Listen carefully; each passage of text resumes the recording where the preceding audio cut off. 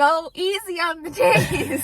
That's why I came home with a giant block. I mean, that is a block for a king. What's up, guys? How you doing? I'm Paul. I'm Morgan. And this is the Paul and Morgan, the Paul and Morgan Show. So today's video, we're doing an unfiltered marriage Q&A.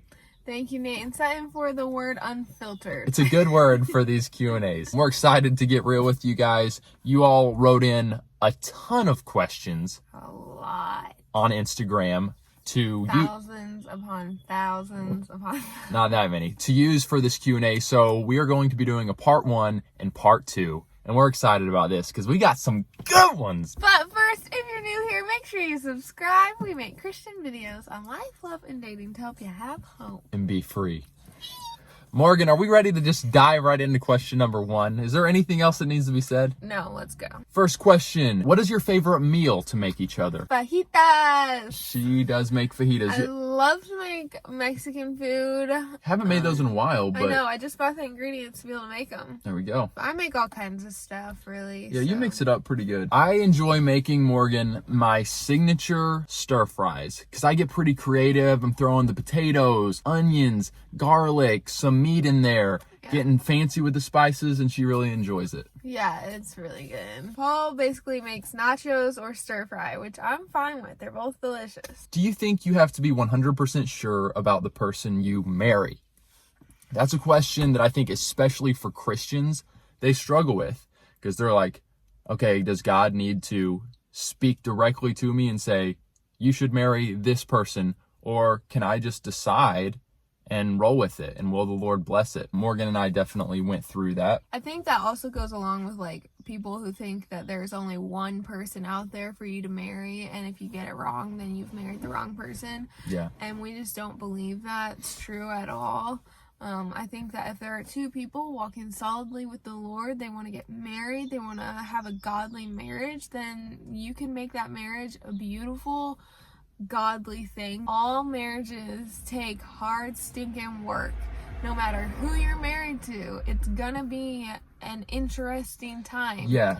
Yes, there are some people you can marry, and because of their personalities, your marriage is gonna be a lot easier, a lot chiller.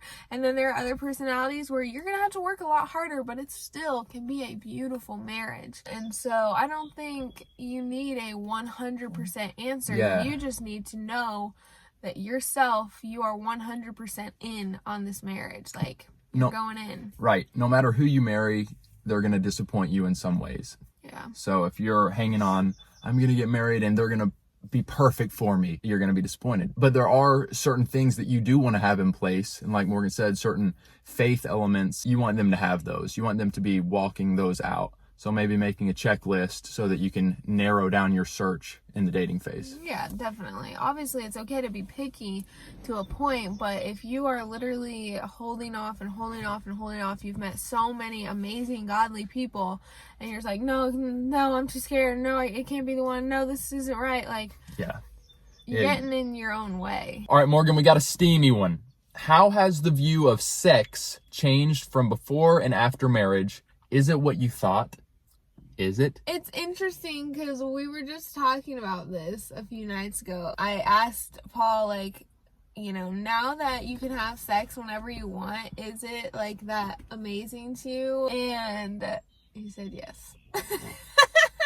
Obviously, if you're not intentional about anything, like whether it's having sex or just getting to know your spouse, things could become a little dull and become like repetitive and just like, well, here we go, it's sex night, so we're having sex or whatever. And you don't think that when you're going into it, when you're about to be married, you're thinking sex is going to be this wild, amazing thing every time. It's not going to take any, intentionality. We're just going to be doing it like sex, boom, bang, bang. But there are elements of being intentional about it. There are elements of being like, okay, what is this person desiring? What do they want?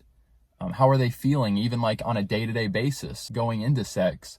Yeah. So there is more to it. Some people, and we've commented on this before and said that we've been doing kind of like a plan of like every other day.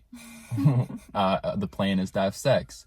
And for us, that's been really beneficial. And some said, oh my goodness, that's so boring. You guys plan it out. I kind of have some speculations on those people that are bashing that system. And not everyone has to have that system. Like, we didn't have that system our first year of marriage. And it's not like we can't be spontaneous and oh no, it's a not sex day. Don't you dare think about having sex. Right, we don't follow it to a T. But it's been good for both of us. And for me, just expecting like, okay, we're not gonna have sex tonight, but like I can look forward to it tomorrow. I gotta ask you then, Morgan, as someone who was not a virgin, is sex within marriage what you thought? Sex within marriage is way better than what I thought it was gonna be, because of me just having lived in sexual sin for a while with my ex. There were just a lot of things that like it was just wrong. It was wrong for so many reasons, but like there was just so much like obligation and like manipulation in like the sex stuff, and I hated it. And so when marriage came around, I kind of thought like, well, I'm obligated to have sex with my husband, and So you were nervous that there was going to be some overlap? Yeah, and there was not. It was such a calming and relaxing feeling, and it's something that like when I'm stressed out or anxious, I know sometimes sex will be the answer to this. And so that's cool there. You guys got some details there, but it's part of the Q&A, it's part of marriage, and I think that you guys can handle it.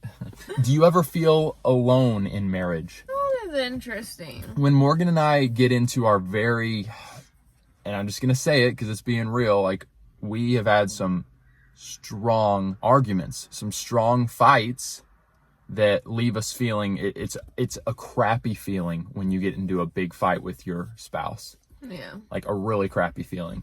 Don't think we've had one of those of that magnitude, earthquake magnitude, in a while. But especially first couple years, there were some big ones. And in that moment, you do feel kind of alone.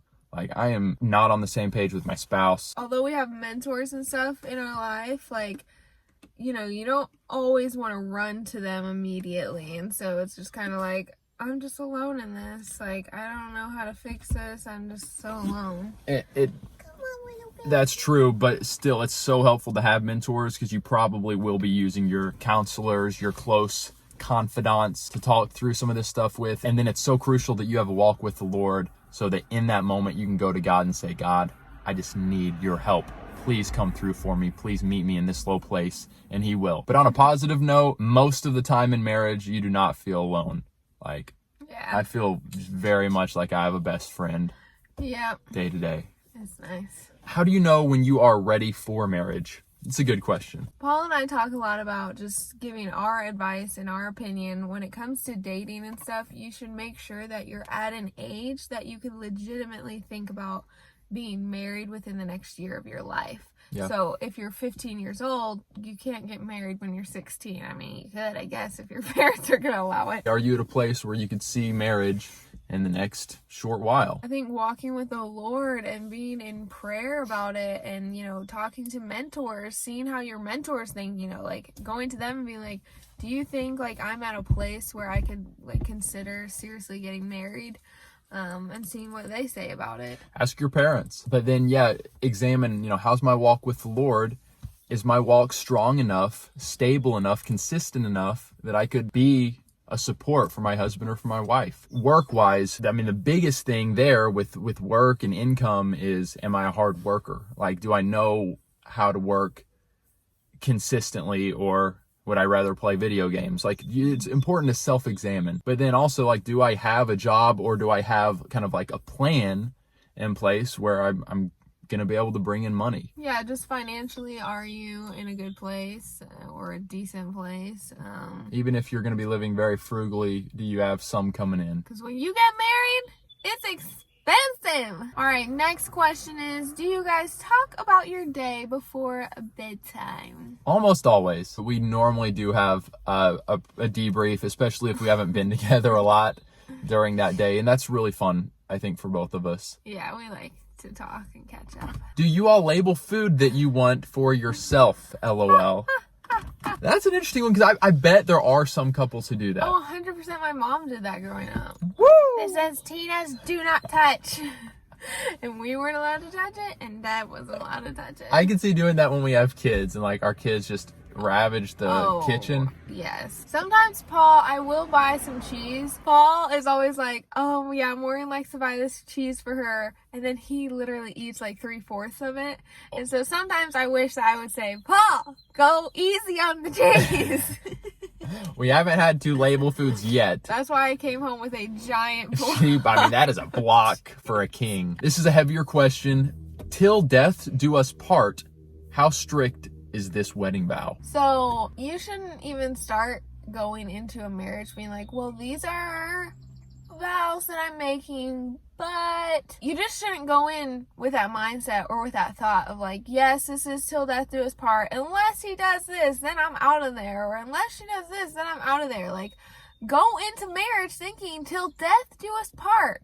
I'm going to make this marriage beautiful and work. I'm going to honor the Lord in it.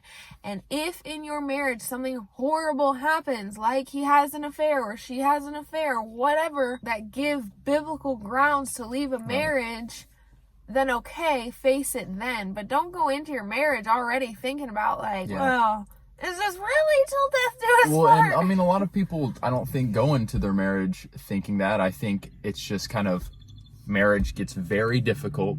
Things come up that they weren't expecting, and suddenly they're like, okay, this is an awful situation. I did not know this about the person. They're much more selfish than I ever thought. So this is not healthy. We're getting a divorce. And it's like, you know, I mean, biblically, there's not grounds for that.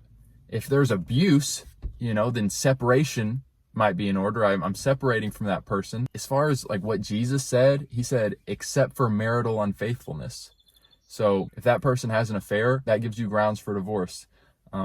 So, you know, really go to the word as you should with all these significant things that come up in your life. Let's go to the word. Let's train ourselves to go to the word rather than go to what culture tells us. And guys, we do empathize because there are crazy, difficult, awful situations.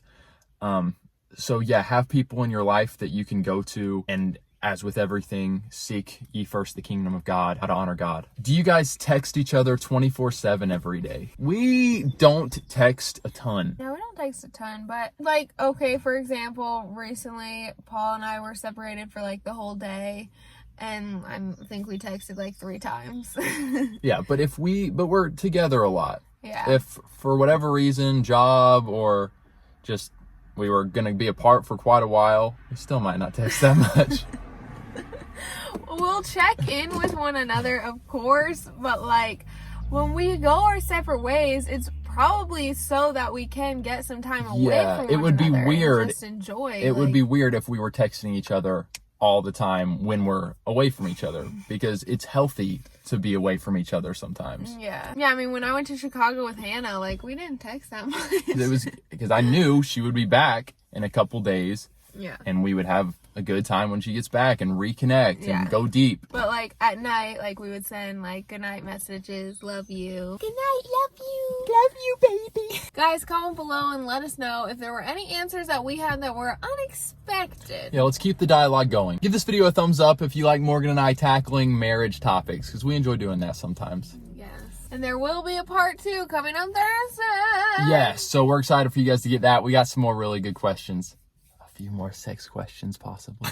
A couple more. All right, you guys, have a wonderful rest of your day. Thanks for joining us. We love you. Catch you again very soon. Have hope. Be free. Paul, go easy on the cheese.